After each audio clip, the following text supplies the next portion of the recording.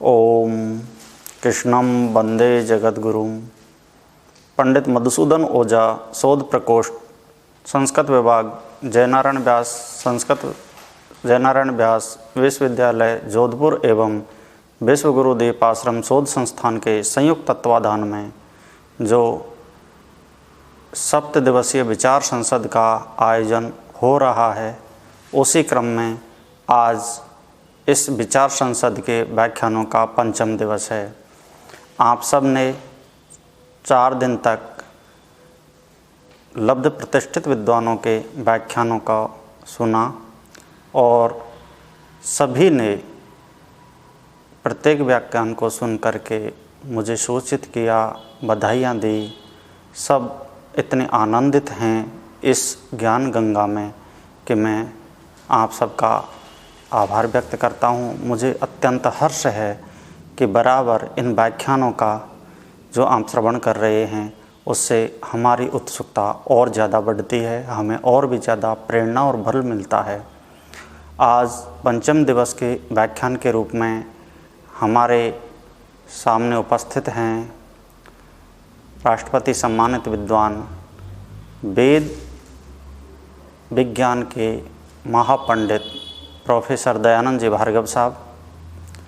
भार्गव साहब राजस्थान में ही नहीं बल्कि संपूर्ण देश में वेद विज्ञान के क्षेत्र में अपना एक स्थान रखते हैं। आपके व्याख्यानों को सुनने के लिए लोग इतने लालायित रहते हैं कि आपका कार्यक्रम कब है, आप कब कहाँ पे आएंगे, इन सब की जानकारी स्वतः ही जुटाने में लग जाते हैं।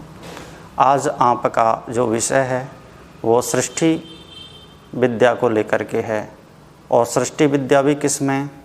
नासदीय सूक्त के आलोक में। नासदीय सूक्त के जो 7 मंत्र हैं उनको लेकर के ओझा जी ने एकादश ग्रंथों की रचना की थी। मंत्र 7 और ग्रंथ आपने एकादश बना दिए। तो दर्शन के इस सृष्टि विद्या के संदर्भ में इसी सब पर प्रकाश डालने के लिए आज हमारे सामने उपस्थित हैं प्रोफेसर भार्गव साहब और इस कार्यक्रम की अध्यक्षता करने के लिए हमारे साथ उपस्थित हैं जयनारायण विश्वविद्यालय से संस्कृत विभाग के विभाग अध्यक्ष प्रोफेसर सरोज कौशल जी। मैं आप सभी का तहे दिल से आभार व्यक्त करता हूं और भार्गव साहब को निवेदन करता हूं कि आपका वक्तव्य प्रस्तुत करें। धन्यवाद।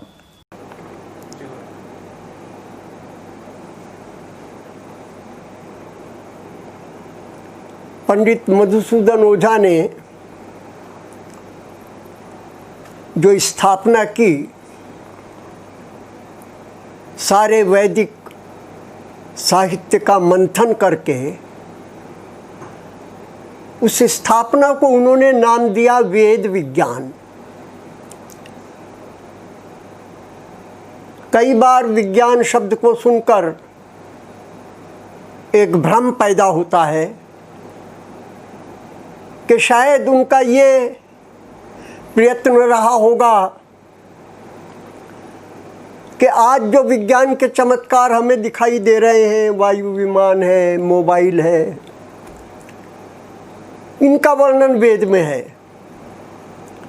पंडित मधुसूदन ओझा का अभिप्राय इस विज्ञान से बिल्कुल नहीं था। यह भूत विज्ञान है, वो देव विज्ञान की बात कर रहे थे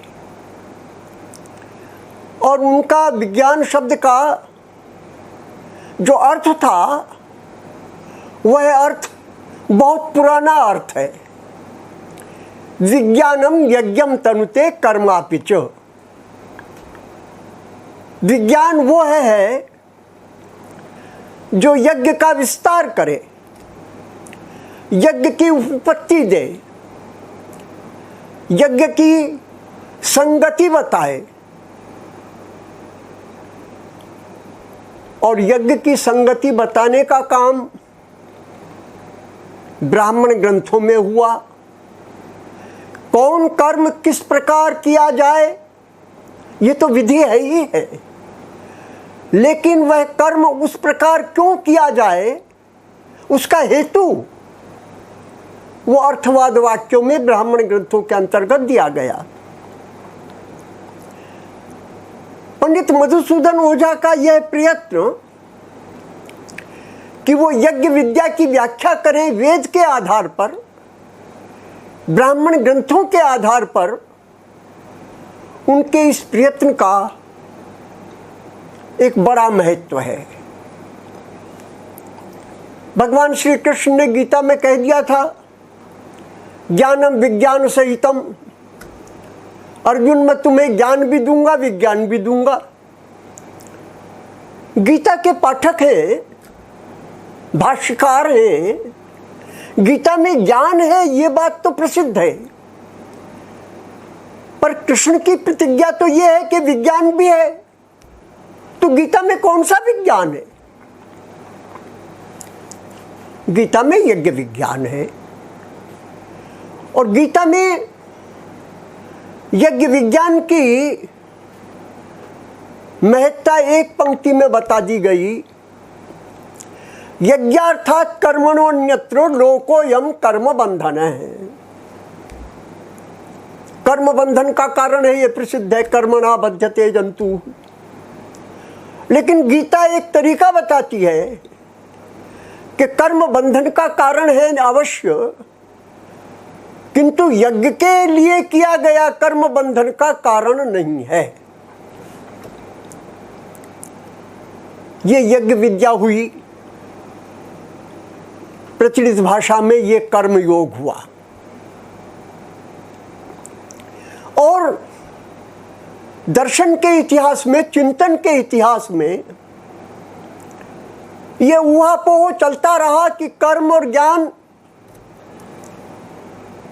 का समन्वय हो सकता है या नहीं, दोनों क्या एक दूसरे के विरोधी हैं। आचार्य शंकर ने बहुत विस्तार से ज्ञान और कर्म को एक दूसरे का विरोधी बताया, किंतु गीता में जब ये कहा कि ज्ञान और विज्ञान दोनों को बताऊंगा,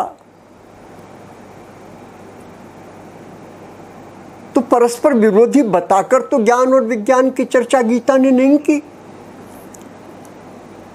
ज्ञान का खूब विस्तार किया, ज्ञानाग्नि ही सर्वकर्माणि भस्मसात् कुरुते अर्जुन, नहीं ज्ञानेन सदृशम पवित्रम यह विद्यते। ज्ञान की खूब महिमा बताई, लेकिन उसके साथ ही साथ यज्ञ की भी खूब महिमा बताई। पंडित मधुसूदन ओझा का बड़ा भारी योगदान है कि गीता के इस दृष्टिकोण को केंद्र में रखकर उन्होंने कर्मयोग की व्याख्या की। ये तो गीता की भाषा है। यज्ञ की व्याख्या की, ये वेद की भाषा है। वेद विज्ञान की व्याख्या की, ये ब्राह्मण ग्रंथ की भाषा है। भाषा अलग अलग है, बात एक ही है। मित्रों, मनुष्य में यह इच्छा होती है कि वह बंधन में न रहे, स्वतंत्र हो।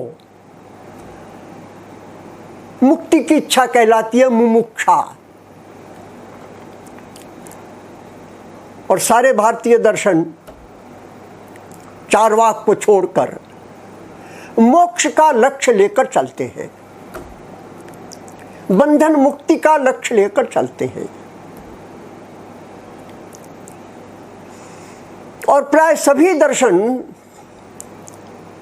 जैन और बौद्ध भी उसमें शामिल हैं, ये मानकर चलते हैं कि कर्म से बंधन होता है।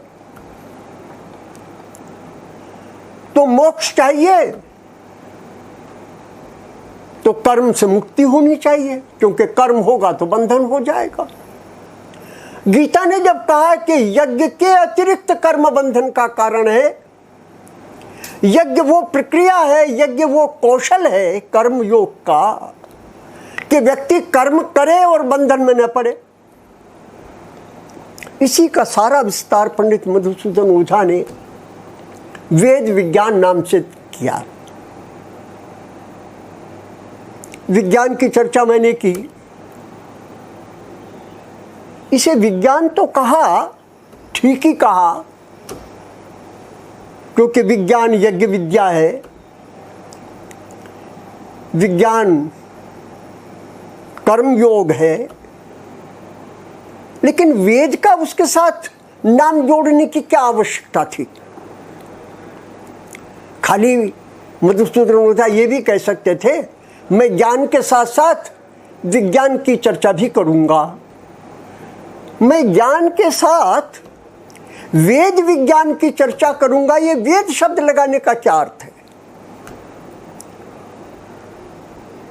तो वेद शब्द की भी उन्होंने वो व्याख्या की जो व्याख्या नई तो नहीं है, पर हमारे इस युग में वो नई इसलिए हो गई कि पुरानी होते हुए भी खो गई थी। पुरानी व्याख्या वेद की ये थी कि वेदादेव प्रसूयन्ते, प्रसूति गुण कर्मतः है।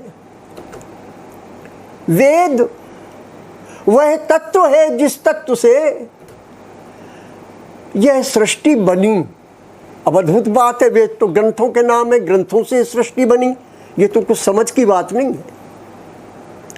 तो पंडित मधुसूदन ओझा ने कहा, निश्चित रूप से ये 4 ग्रंथ भी वेद हैं, किंतु इन वेदों में जिस तत्व का प्रतिपादन किया है वो तत्व वेद है, वो शब्द वेद नहीं है। और जब ये कहा गया कि वेद से सारी सृष्टि बनी है, तो स्पष्ट है कि ग्रंथों से सृष्टि बनी है, ये बात नहीं कही गई है। ग्रंथों में जिस तत्व का प्रतिपादन है उस तत्व से ये सृष्टि बनी है। तो सृष्टि विद्या की जब हम चर्चा कर रहे हैं तो 2 बातों को हम समझ लें।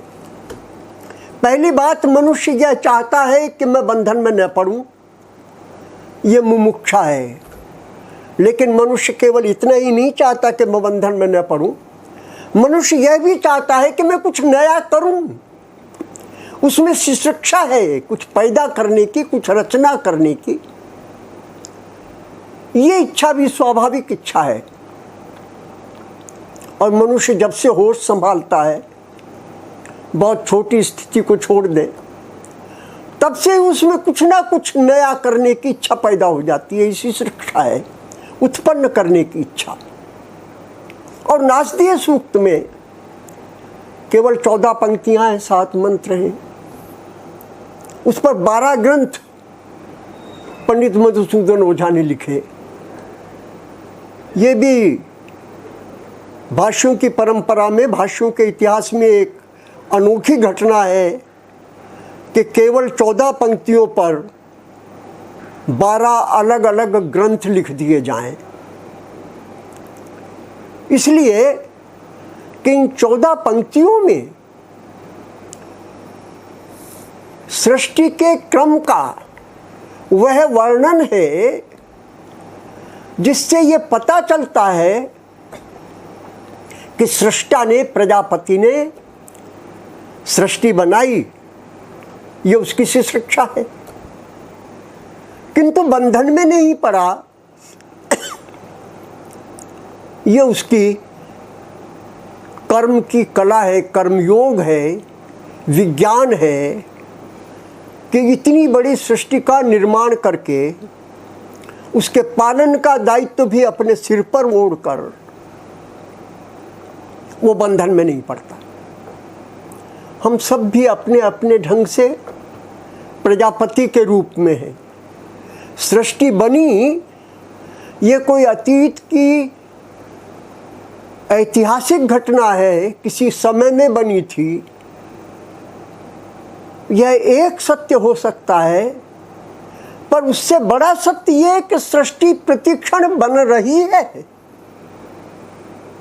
जैसे प्रतिक्षण संहार हो रहा है, ऐसे प्रतिक्षण जन्म भी हो रहा है, निर्माण भी हो रहा है।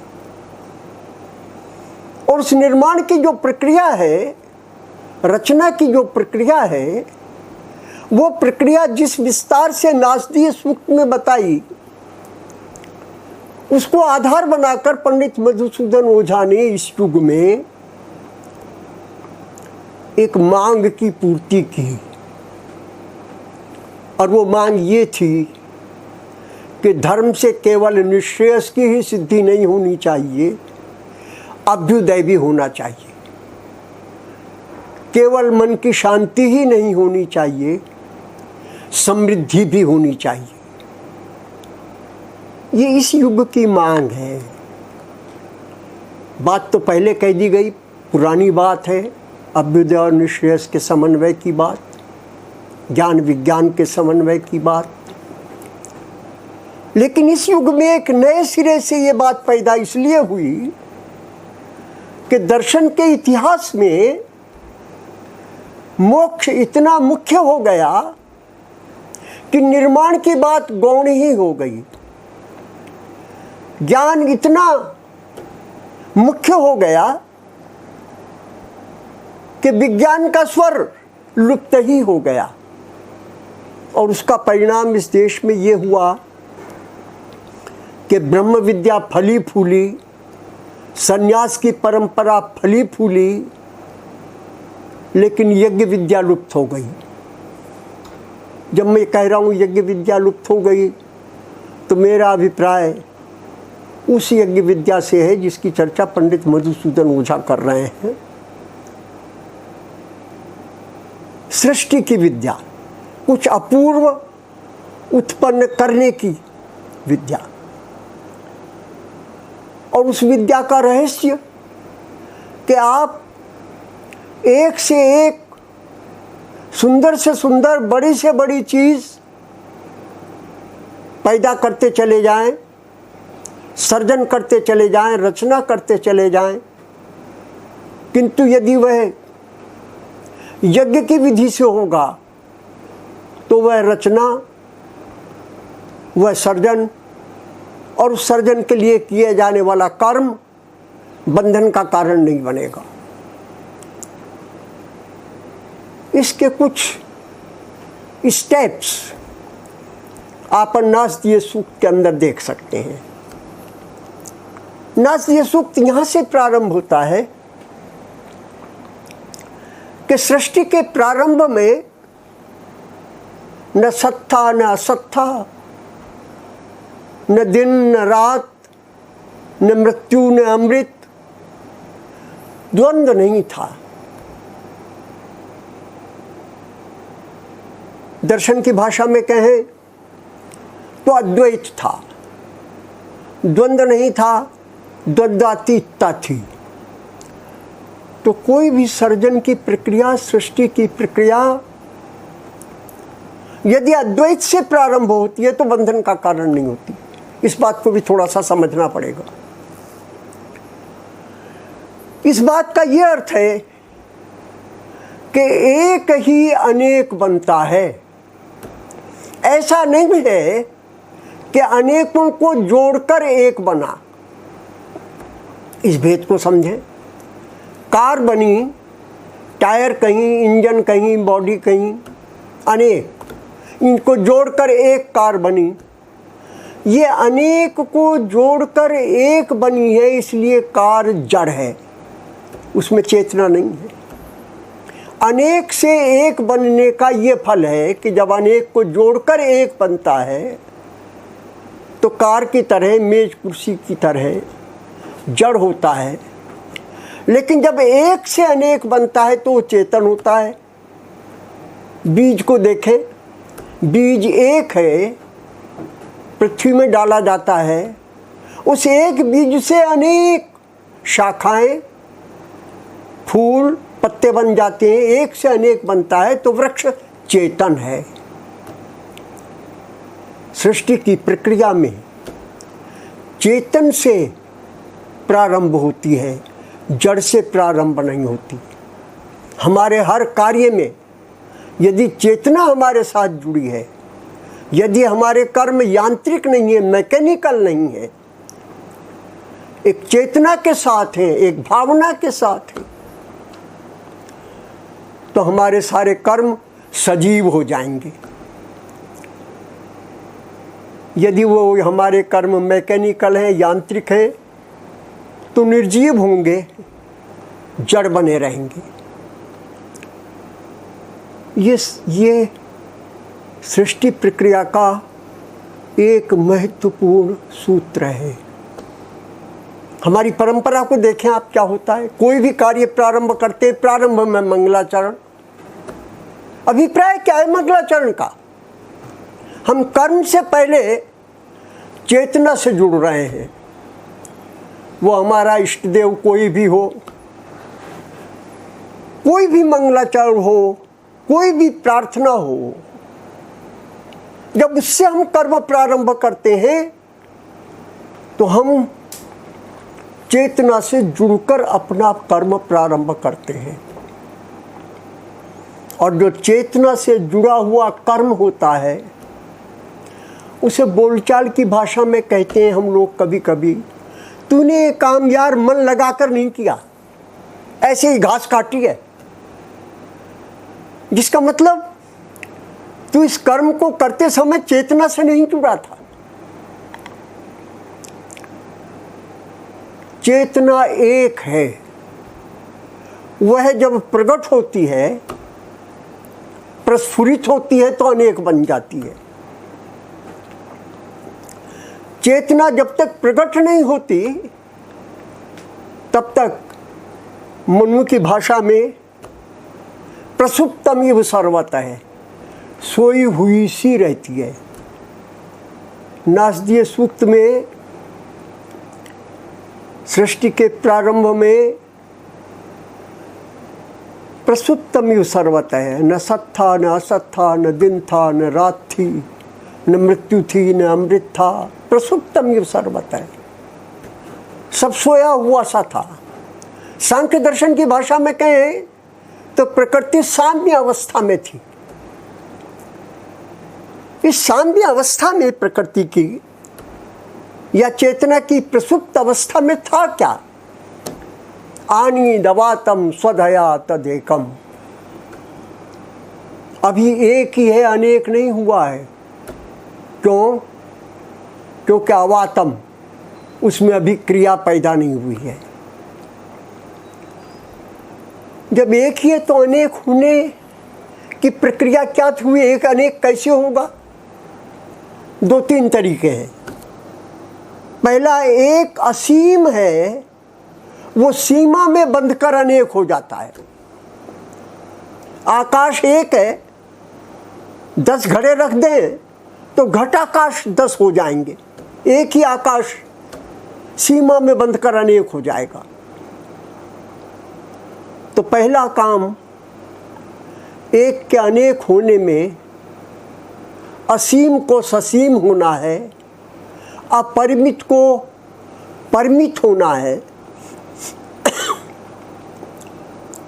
तो जो अव्यक्त है वो व्यक्त हो जाएगा, जो सोया हुआ है वो उद्बुद्ध हो जाएगा। क्या सोया हुआ था और क्या उद्बुद्ध होगा? तो नासदीय सूक्त ने एक शब्द दिया, स्वधा, शक्ति, और उसका नाम रखा स्वधा। स्वयं अपने आप ही धारण किए हुए है। जैसे अग्नि और ताप, शक्ति और शक्तिमान अलग अलग नहीं होते, ऐसे निराकार का साकार होने की शक्ति, अपरिमित का परिमित होने की शक्ति, जिसे माया कहा जाता है, मितिकरणम, सीमा बांध देती है। ये शक्ति उस ब्रह्म से भिन्न नहीं है। तो दो कहने के लिए दो हो गए, लेकिन वस्तुतः शक्ति और शक्तिमान दोनों एक ही हैं। ये शक्ति कब सोती है और कब जाग जाती है? जब इच्छा उत्पन्न होती है तो ये शक्ति जागती है। विस्तार से चर्चा की, इच्छा क्यों उत्पन्न होती है, उस विस्तार में हम नहीं जाएंगे। एक बात समझ लें, हम अकेले नहीं रहना चाहते। स एकाकी न रे में, एक का मन नहीं लगा तो उसने अनेक होना चाहा। उसमें इच्छा पैदा हुई, एक हम बहुश्याम। सारे सर्जन का, सारी रचना का मूल है एक से अनेक हो जाना। एक लेखक है, उसके मन में कुछ है, वो उसके मन में जो है उसे जब लिपिबद्ध करता है, अभिव्यक्त कर देता है अपनी वाणी के द्वारा, तो वो एक से अनेक हो जाने का उदाहरण है। उसका एक विचार अनेक लोगों तक पहुंचता है, मानो वो एक ही अनेक हो गया।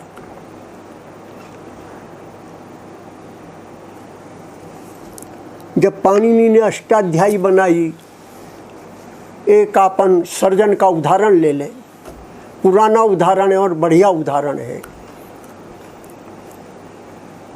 अष्टाध्यायी बनने से पहले पाणिनि के पास क्या था? ज्ञान था, सोया हुआ था। डमरू बजा, सोया हुआ ज्ञान जाग गया। और तब एक सूत्र पर दूसरे सूत्र बनते चले गए, तो फिर पाणिनि अकेला नहीं रह गया। वो सूत्र वार्तिककार के पास गए, महाभाष्यकार के पास गए, अध्यापक के पास गए, विद्यार्थी के पास गए। जैसे एक पाणिनि अनेक बन गया। ये रचना का क्रम है, ये सर्जन का क्रम है। एक ही ब्रह्म अनेक बन गया। ये अनेक बनने की इच्छा शिश्रक्षा का मूल है। मनु ने प्रश्न उठाया कि इच्छा पैदा हुई सो काम्य, तो उसमें कामना तो बंधन है। तो मनु ने प्रश्न उठा दिया, कामात्मता न प्रशस्ता न चेवास्त्य कामता। कामना करने की प्रशंसा नहीं होती। ये जो व्यक्ति बहुत इच्छा करता हो तो कहें लालची है, इसकी इच्छा कभी पूरी ही नहीं होती। तो इच्छा की प्रशंसा नहीं होती, लेकिन मनु कह रहे हैं संसार में ऐसा भी कोई व्यक्ति नहीं दिखा जिसमें इच्छा न हो। तो इच्छा का अनुशासन करना चाहिए। काम्यो ही वेदाधिगमय कर्म योगश्च वैदिक है। ज्ञान प्राप्ति की इच्छा करनी चाहिए, ये पहली बात। और उस ज्ञान प्राप्ति, वेदाधिगम, ज्ञान का अधिगम प्राप्त करना, कर्म योगश्च वैदिक है। और उस ज्ञान को व्यवहार में उतारना, ये कर्म योग है।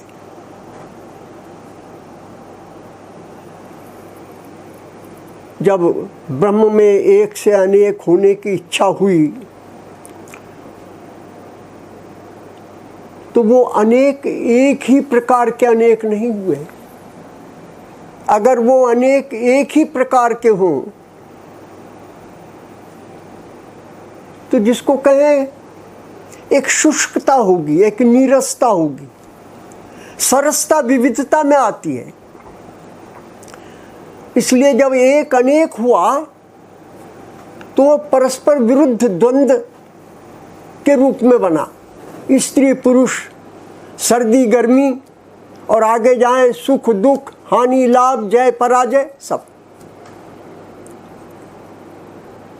सृष्टि विद्या का रहस्य क्या है?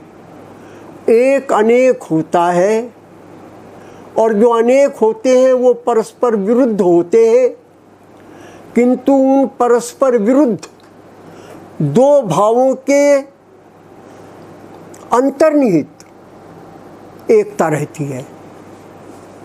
क्या अर्थ हुआ? हम जब कुछ भी करना चाहें तो अनेक होने की बात है। हम बहिर्मुख हो जाएंगे ये कहें, लेकिन उस बहिर्मुखता में, व्यवहार में परमार्थ की एकता, अद्वैत छिपनी नहीं चाहिए, लुप्त नहीं हो जानी चाहिए।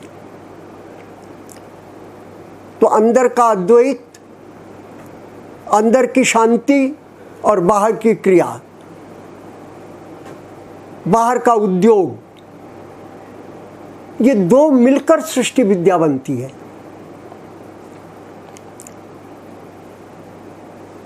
इस सृष्टि विद्या में जब द्वैत पैदा हुआ तो उस द्वैत के साथ एक त्रैत भी पैदा हो गया,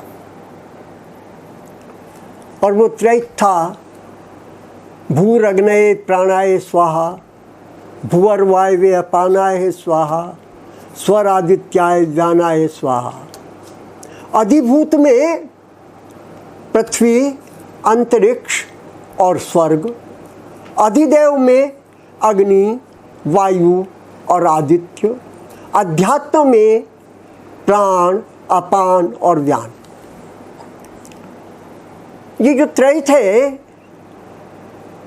अग्नि, वायु, आदित्य का, यही त्रैत वेद की त्रयी विद्या है। अग्नेरेव ऋचः, वायोर यजुंषि, आदित्यात् सामानि। अग्नि से ऋक् हुआ, वायु से यजु हुआ, आदित्य से सामवेद हुआ। यही सांख्य दर्शन में फिर सत्व, रजस, तमस बन गया। पंडित मधुसूदन ओझा ने इस सारे आधार को लेकर, नासदीय सूक्त को लेकर, सृष्टि विद्या को लेकर हमें ये मार्ग दिखाया कि हम संसार में व्यवहार करते हुए कर्म के द्वारा एक सृष्टि पैदा करें, रचना करें, कुछ जो रचना समाज के काम आए, राष्ट्र के काम आए, परिवार के काम आए। हमारे पास जो 3 ऋण हैं, उन ऋणों को उतारने के लिए, पितृ ऋण है तो प्रजा से यानी संतति से वो पितृ ऋण दूर होगा, देव ऋण है यज्ञ से दूर होगा, ऋषि ऋण है स्वाध्याय से दूर होगा। हम सृष्टि में जो आए हैं तो कुछ कर्ज लेकर आए हैं। प्रकृति का हम पर कर्ज है, हमारे पूर्वजों का हम पर कर्ज है, हमारे उन मनुष्यों का हम पर कर्ज है जिनके ज्ञान का लाभ हम सब उठा रहे हैं। उस कर्ज की पूर्ति के लिए यज्ञ विद्या सर्जन हम भी कुछ संसार में देकर चले जाएं। मित्रों, ये जो वेद विज्ञान की व्याख्या पंडित मधुसूदन ओझा ने की, उसको मैं उपसंहार में 2-3 वाक्यों में बांधना चाहूँगा। पहली बात, उन्होंने इस ओर हमारा ध्यान दिलाया कि वेद ग्रंथ तो हैं ही, उन ग्रंथों में प्रतिपादित एक तत्व भी है, और वह तत्व अग्नि, वायु, आदित्य है, जिससे यह सृष्टि बनी। तो वेद के प्रति हमारी दृष्टि बदली। वेद क्रिएटिव पावर है, सृजनात्मक शक्तियाँ हैं। ये वेद की महिमा हमारे सामने उजागर हुई। एक जब अनेक हो जाता है तो उसकी एकता, उसका द्वैत समाप्त नहीं हो जाता, वह एक रहते हुए ही अनेक हो जाता है। यही माया है, इसे ही लीला कहा गया है। जब एक अनेक होता है तो वो अंतर्मुखता के द्वारा अपने अंदर रहने वाली शांति को, आत्म तत्व को बनाए रखते हुए बाहर की सृष्टि में सारे व्यवहार करते हुए भी निर्लिप्त रह सकता है। यह बात लोकमान्य तिलक ने अपने गीता रहस्य में इस युग में, हमारे युग में सबसे पहले कही थी, जहाँ उन्होंने 500 पृष्ठ की भूमिका में कैसे निर्लिप्त रहते हुए कर्म किया जा सकता है, इसका प्रतिपादन गीता के आधार पर किया। उसके बाद महर्षि अरविंद ने इसी बात को फिर लाइफ डिवाइन में दोहराया जीवन में ही दिव्यता है। जीवन से परे, जीवन के आगे परलोक में, मरने के अनंतर कहीं कोई दिव्यता है ऐसा नहीं है। जीवित रहते इस पृथ्वी पर ही दिव्यता है। अपने ग्रंथ का नाम रखा लाइफ डिवाइन। और उसी बात को फिर लोकमान्य तिलक और श्री अरविंद के बाद मधुसूदन ओझा ने जिन शब्दों में दोहराया उसकी अपनी विशेषता है, और वो विशेषता का कारण है। कारण ये है कि लोकमान्य तिलक व्यवसाय से वकील थे, आस्तिक थे, शास्त्रों में उनकी श्रद्धा थी, पूरे मनोयोग से, आधुनिक अनुसंधान की पद्धति से गीता रहस्य की विस्तृत भूमिका लिखी। अपने युग का अद्भुत ग्रंथ है। लेकिन लोकमान्य तिलक वेद तक और ब्राह्मण ग्रंथ तक उतनी गहराई से नहीं पहुंच पाए जितनी गहराई से लोकमान्य तिलक इसलिए पहुंच गए, पंडित मधुसूदन ओझा इसलिए पहुंच गए कि पंडित मधुसूदन ओझा मूलतः संस्कृत के विद्वान थे, वेद के विद्वान थे। तो पहला योगदान ये हुआ कि जिस बात को लोकमान्य तिलक केवल गीता के आधार पर कह रहे थे, उस बात को वेद और ब्राह्मण ग्रंथों के आधार पर लोकमान्य तिलक ने, पंडित मधुसूदन ओझा ने कहा कि उनका एक बड़ा योगदान है। जो संस्कृत के क्षेत्र में कार्य करने वाले लोग हैं वो इस बात को जितना रेखांकित करेंगे, जितना उजागर करेंगे, उतनी एक बात स्पष्ट होगी कि संस्कृत अभी भी प्रासंगिक है। वर्तमान युग की आवश्यकताओं को, राष्ट्र की आवश्यकता को, समाज की अपेक्षा को पूरा करने के सारे सूत्र संस्कृत वाङ्मय में उपलब्ध हैं। ये बात कही बहुत बार गई, लेकिन जिस विस्तार के साथ और सोदाहरण रूप में पंडित मधुसूदन ओझा ने विपुल साहित्य लिखकर, कहा तो ऐसा जाता है कि उनसे 228 ग्रंथ उनके बतलाए जा रहे हैं। मेरे देखने में 30-35 ग्रंथ आए, बड़ी प्रौढ़ संस्कृत में, छंदोबद्ध। मुश्किल से वैसी संस्कृत कोई लिख पाता होगा। उन्होंने उस बात को कहा। उन्होंने इतना ही नहीं किया, एक शिष्य मंडली भी तैयार कर दी। महोपाध्याय, गिरधर शर्मा चतुर्वेदी जी, मोतीलाल शास्त्री, और मोतीलाल शास्त्री के माध्यम से वासुदेव शरण अग्रवाल, और फिर हमारे अपने युग में उस बात को दोबारा से उभारने वाले श्री कर्पूर चंद जी कुलिश। तो जयपुर राजस्थान का एक ऐसा केंद्र है जिसमें रहकर एक वेद की ऐसी परंपरा पनपी। श्री कृष्ण ने एक बात गीता में अर्जुन को कही कि मैं जो उपदेश तुम्हें दे रहा हूँ वो उपदेश मैंने पहले सूर्य को दिया था, अब कालांतर में लुप्त हो गया है, दोबारा दे रहा हूँ। मुझे लगता है वही बात दोबारा मधुसूदन ओझा के लिए दोहराई जा सकती है। जो बात मधुसूदन ओझा ने कही वो याज्ञवल्क्य ने शतपथ ब्राह्मण में कह दी थी, लेकिन कालक्रम से लुप्त हो गई थी। पंडित मधुसूदन ओझा ने उस बात को दोबारा से हमारे सामने लाकर वही काम किया जो किसी समय श्री कृष्ण ने गीता में किया था। और ये एक संयोग ही है कि वो भी मधुसूदन थे, श्री कृष्ण भी, और ये भी मधुसूदन है। संयोग इतना ही नहीं है, संयोग ये भी है कि कृष्ण का जन्म भी जन्माष्टमी पर हुआ था और मधुसूदन ओझा का जन्म भी जन्माष्टमी पर हुआ। कहना चाहिए कि श्री कृष्ण ही मधुसूदन के रूप में दोबारा धर्म की स्थापना के लिए और अधर्म का अंधकार दूर करने के लिए इस धरातल पर आए। हमारे युग में आए, हमारे नगर में आए, हमारे देश में आए, ये हमारा सौभाग्य है। और इस सौभाग्य के साथ हमारा दायित्व भी है कि उनके इस संदेश को हम अधिक से अधिक लोगों तक पहुंचाएं, अपने जीवन में, अपने समाज में, अपने राष्ट्र में उसे उपयोग में लाएं। निश्चित रूप से कहा जा सकता है कि कभी कभी जो कहा जाता है भारत जगत गुरु, और ये बात तो पुरानी है, जगत गुरु वाली बात तो अभी नए समय में भी श्री अरविंद ने कहा है कि भविष्य में संसार को रास्ता दिखलाने वाला भारत ही होगा।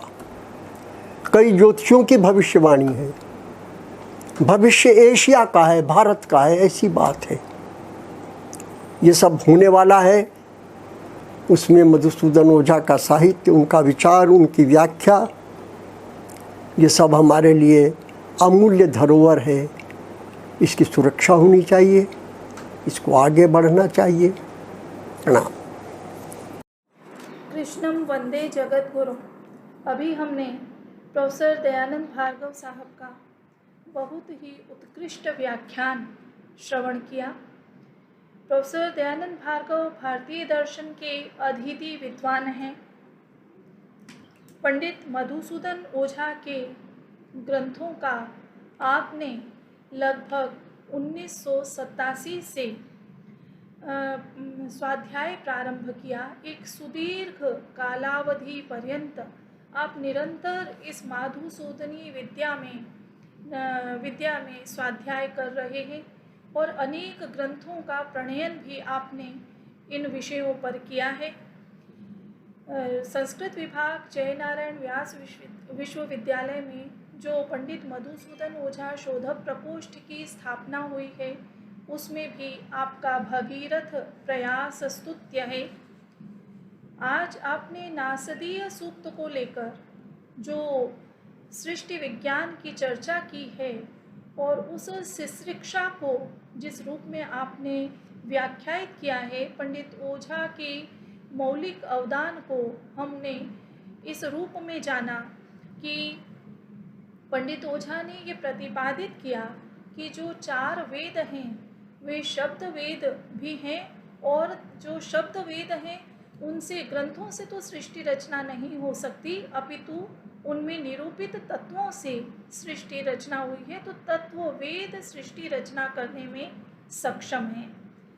तर्क संग्रह की जब आपने भूमिका लिखी थी, बहुत सुंदर उसकी दीपिका टीका सहित व्याख्या की, उसमें आपने एक सिद्धांत दिया था कि कुछ पुरातन सूत्र जब क्षीण पड़ा करते हैं, कुछ नए सूत्र दार्शनिक गढ़ा करते हैं। इस आलोक में मैं आज पंडित मधुसूदन ओझा के द्वारा निरूपित भाष्यों और ग्रंथों को भी देखती हूँ और पंडित महामहोपाध्याय प्रोफेसर दयानंद भार्गव साहब के व्याख्यान को भी देखती हूँ कि किस प्रकार से आपने सृष्टि विज्ञान को लौकिक उदाहरणों के द्वारा बहुत ही आसानी से समझाया। नासदीय सूक्त में जिस सृष्टि क्रम का वर्णन है, उसको आधार बनाकर पंडित मधुसूदन ओझा ने 10 वाद की भी चर्चा की है और 10 वादों पर 10 ग्रंथों की रचना की है। दशवाद रहस्य उसकी भूमिका है। उसके अतिरिक्त सृष्टि विद्या को ही विषय बनाकर ब्रह्म समन्वय, ब्रह्म सिद्धांत, ब्रह्म विनय और ब्रह्म चतुष्पदी का भी पंडित ओझा ने निरूपण किया है। तो ये अनेक ग्रंथ सृष्टि विद्या को लेकर जब पंडित ओझा ने व्याख्यायित किए हैं, तो ऐसा प्रतीत होता है कि ये सबसे प्रमुख विषय उनके ग्रंथों में निरूपित हुआ है। एक ब्रह्म अनेक कैसे बन गया, इस प्रक्रिया का सोदाहरण निरूपण करते हुए पंडित ओझा ने ये प्रतिपादित किया कि शास्त्र केवल शास्त्र के लिए ही नहीं है, या शास्त्र केवल 10, 5, 50, 100 विद्वानों के मध्य चर्चा का ही विषय नहीं है, अपितु शास्त्र लोक के लिए है। लोक को किस प्रकार से शास्त्र समृद्ध कर सकता है और करता आया है, इसका बहुत सुंदर व्याख्यान प्रोफेसर दयानंद भार्गव साहब ने अपने आज के इस वक्तव्य में किया है। भारतीय संस्कृति की जो ऋणत्रय की अवधारणा है वह वस्तुतः हमको आंदोलित करती है और वह हमको इस जीवन में कर्म करने की प्रविधि का भी निर्देश करती है। आश्रम चतुष्टय ये सब अधिभूत, आधिदैविक और आध्यात्मिक स्तर पर प्रत्येक अवधारणा का इतना सुविशद विवेचन करना, ये पंडित ओझा का हमको वैशिष्ट्य प्रतीत होता है। वस्तुतः सर्जना तथा कर्म योग का समन्वय वेद विज्ञान में, ब्राह्मण ग्रंथों में, उपनिषद साहित्य में और भगवत गीता में एक साथ निरूपित है। शब्दावली में अवश्य भेद पाया गया है, जिसका कि प्रोफेसर भार्गव ने बहुत सुंदर संकेत किया कि यदि हम वेद विज्ञान की भाषा में कहेंगे तो उसको इस रूप में कहेंगे, सांख्य दर्शन उसको प्रकृति की साम्य अवस्था कहेगा। तो भाषा अलग अलग हो सकती है परंतु सिद्धांत एक ही है। पूर्व में जो एक भ्रांति चली आ रही थी कि ब्राह्मण ग्रंथ और उपनिषद ये दोनों भिन्न भिन्न प्रस्थान हैं। ब्राह्मण ग्रंथ जब कर्म कांड का प्रतिपादन कर रहे हैं तो उपनिषद और ब्रह्म सूत्र जो हैं वो ज्ञान कांड के प्रतिपादक ग्रंथ हैं। पंडित ओझा ने इस भ्रांति को निर्मूल सिद्ध किया और उन्होंने इन समस्त ग्रंथों में एक वाक्यता का प्रतिपादन किया। तो मुझे ये प्रतीत होता है कि जब हम ये सोचते हैं या ये चिंतन करते थे कि ज्ञान और कर्म, अभ्युदय और निश्रेयस, विद्या और अविद्या ये एक दूसरे के पैराडॉक्स हैं, परंतु ये एक दूसरे के पैराडॉक्स नहीं हैं, एक दूसरे के विरोध में नहीं खड़े हैं, अपितु इन दोनों परस्पर पूरक हैं और इस पूरकता से ही व्यक्ति, समाज और राष्ट्र निरंतर उन्नति की ओर अग्रसर हो सकता है। क्योंकि वह राष्ट्र कभी भी उन्नति की ओर अग्रसर नहीं हो सकता जो कर्म रहित ज्ञान पर आश्रित हो, और वह राष्ट्र भी कभी उन्नति की ओर अग्रसर नहीं हो सकता जो कि ज्ञान रहित कर्म पर चलता हो।